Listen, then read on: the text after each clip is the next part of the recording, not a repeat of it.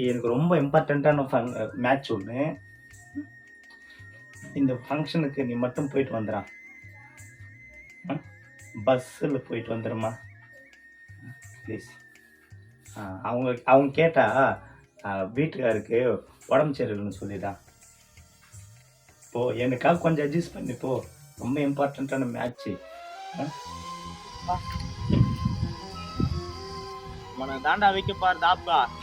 அவங்கிறானாமா கூலிகேட்டு கண்ணா.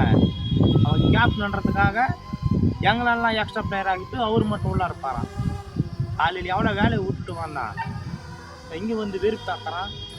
எவ்வளோ வேலை தெரியுமாடா, எங்கெங்கேயோ போக வேண்டுறா.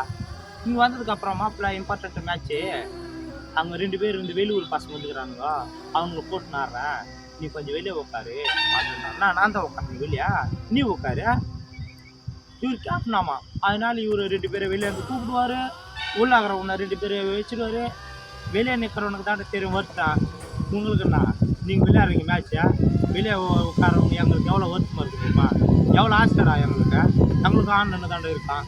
நீங்கள் மட்டும் ஆடணும், நாங்கள் இந்த வெளியே உட்காரணுமா, இல்லை வந்து நீங்கள் ஆடுறத கை தட்டணுமா? வீட்டில் நான் பெரிய பிளேயர்னு வேறு சொல்லிட்டு வந்தேன்டா, இங்கே வந்தால் ஒரு அசிங்கம் பார்த்துறானுங்க, வெளியே உட்காரணும்.